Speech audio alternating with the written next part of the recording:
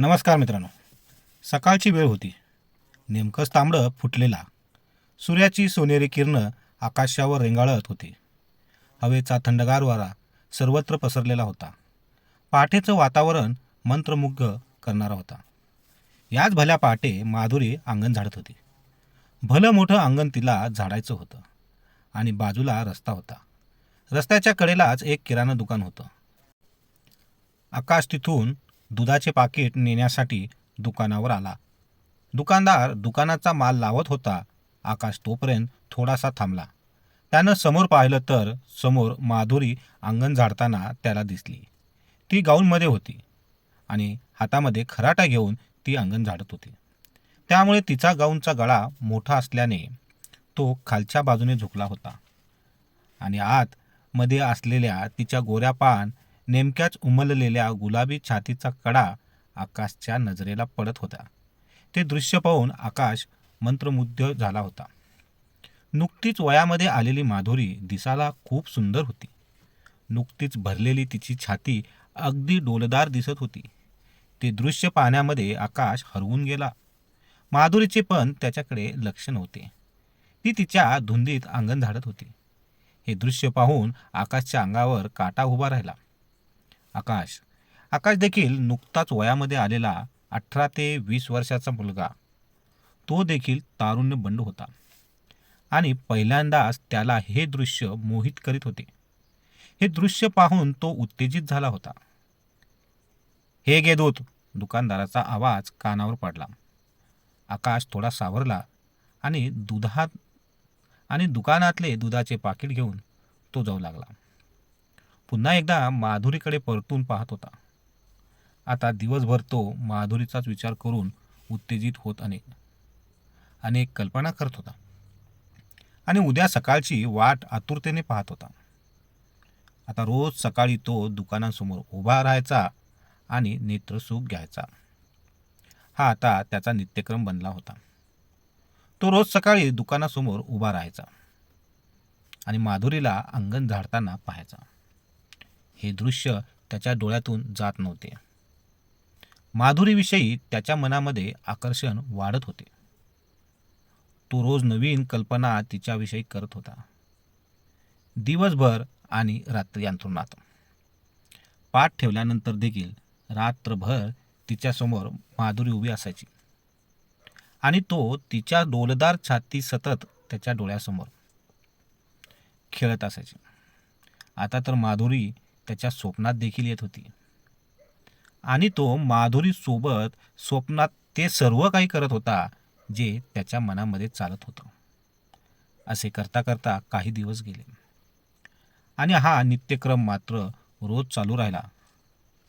आता त्याला माधुरीला पूर्ण नग्न पाहण्याची इच्छा होत होती. त्यामुळे तो अनेक उपाय करत होता. तिला नग्न अवस्थेत पाहायचे कसे त्याने अनेक उपाय करून पाहिले, पण त्याला यश मिळाले नाही.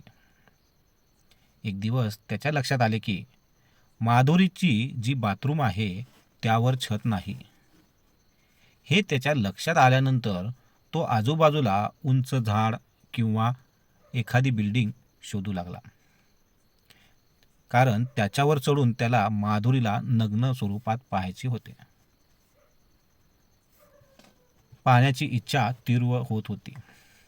तेथे त्याने बाजूला पाहिले तर समोर त्याला एक भले मोठे कडुलिंबाचे झाड दिसले. त्यांनी विचार केला की माधुरी अंघोळीची तयारी करत असताना लिंबाच्या झाडावर जायचं आणि कडुलिंबाचा पाला तोडायचा. तोडण्याचा बहाणा करून झाडावर जाऊन बसला. तिला नग्न अवस्थेत पाहायचा असा विचार मनाशी पक्का केला आणि तो झाडावर चढला आणि त्याने थोडासा कडुलिंबाचा पाला तोडण्याचा प्रयत्नही केला. तो सारखा माधुरीच्या बाथरूमकडे पाहत होता, पण माधुरी काही लवकर येत नव्हती. असा बराच वेळ गेला. तेवढ्यात त्याचा एक मित्र खाली आला आणि आकाशला खालून आवाज देऊ लागला. अरे उतर खाली, काय करतो? झालं की नाही पाला तोडणे? असं म्हणू लागला. तो त्याला वारंवार विचारू लागला. आकाशला त्या मित्राचा मनातून राग येत होता, पण जास्त वेळ झाडावर थांबणे देखील शक्य नव्हते. म्हणून तो पाला घेऊन खाली उतरला. त्याच्या मित्राने त्याला विचारले, या पाल्याचं काय करणार? तेव्हा आकाश म्हणाला, याचा रस मी पिणार आहे. शरीराला खूप चांगला असतो आणि आता मला 8 ते 10 दिवस हा रस प्यायला सांगितलेला आहे. त्यामुळे मला आता रोज झाडावर चढावं लागणार. असं म्हणून तो मित्राशी बोलत बोलत घरी निघून गेला. नंतर हा नित्यक्रम झाला. तो रोज झाडावर चढून माधुरीची वाट पाहायचा.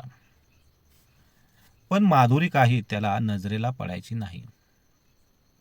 एक दिवस त्याने ठरविले, तो अगोदर तिच्या घरासमोर उभा राहणार आणि माधुरी जेव्हा कपडे घेऊन आंघोळीला जाईल तेव्हा झाडावर चढणार. असं ठरवून तो बराच वेळ तिच्या घरासमोर उभा राहिला आणि त्याने पाहिलं की माधुरी बाथरूममध्ये जात आहे. हे पाहिल्यावर त्याचा आनंद गगनात मावेना अस झाला होता. लगबगीने झाडाच्या दिशेने गेला. हळूहळू झाडावर चढायला. झाडावर चढून त्याने थोडा पाला गोळा केला. माधुरीने आंघोळीची बकेट बाथरूममध्ये ठेवली आणि ती आता आपल्या शरीरावरील गाऊन उतरणार होती. तेवढ्यात खालून त्याला एका आजीबाईचा आवाज आला. ती आजीबाई त्याला म्हणत होती की आकाश, मला सुद्धा थोडा पाला दे. असे ऐकल्यावर आकाश भानावर आला आणि थोडा पाला तोडून त्याने खाली आजीबाईकडे फेकला आणि लगेच माधुरीला पाहण्याचा प्रयत्न करू लागला. तेवढ्यात आकाशचा छोटा भाऊ धावत त्याच्याकडे आला आणि तो आकाशला म्हणाला, ए दादा, लवकर खाली उतर, तुला आईने बोलवलंय. उतर लवकर खाली, असं म्हणत तो तिथेच उभा राहिला. आकाश म्हणाला, हो, जा घरी, मी येतो.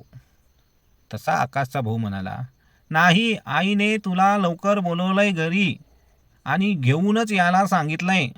लवकर खाली उतर. ऐकल्यावर आकाशने आपला हात कपाळावर मारला आणि तो झाडाच्या खाली उतरला पाला घेऊन.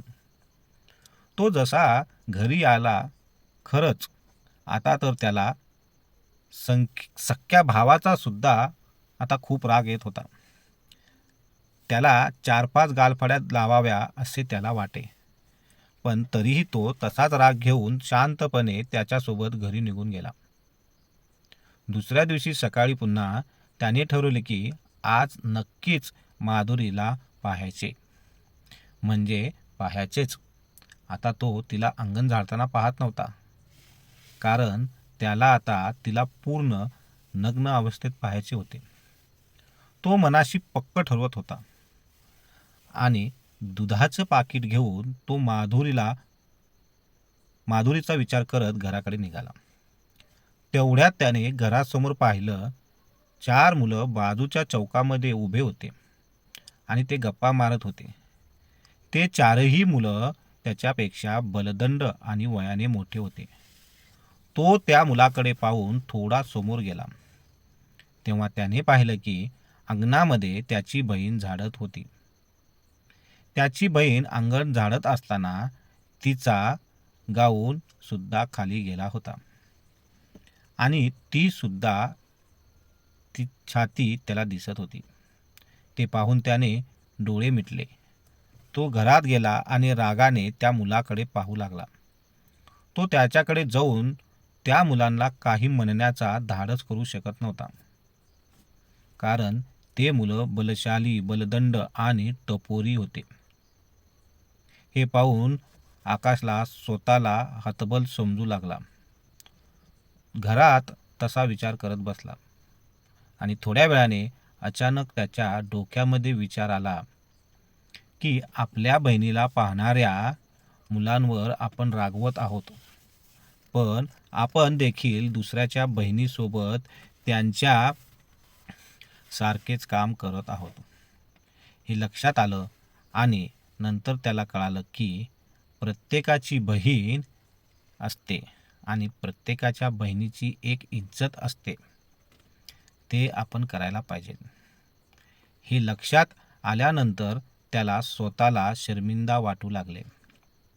त्याला स्वतःचीच लाज वाटायला लागली आणि त्याला कळून चुकले की आपण जसे दुसऱ्याच्या बहिणीकडे पाहतो, आपण जसे वागतो, तसेच आपण कर्म करतो, तसेच फळ आपल्याला भेटत असते. आता तो स्वतःवर चिडू लागला. नंतर त्याने बहिणीला घरात बोलवले आणि तिला सांगितले की ताई, उद्यापासून तू अंगण नको झाडूस. अंगण मी स्वतः झाडतो. आणि त्या दिवसापासून आकाश स्वतः रोज अंगण झाडू लागला. अशा प्रकारे आपल्याला आवडीचे आणखी व्हिडिओ पाहण्यासाठी चॅनलला सबस्क्राईब करा आणि समोर असलेल्या घंटीच्या बटनाला प्रेस करून घ्या. तर मित्रांनो, कसा वाटला हा व्हिडिओ मला माझ्या कमेंट बॉक्समध्ये जरूर सांगा. पुन्हा भेटूया पुढच्या व्हिडिओमध्ये. धन्यवाद.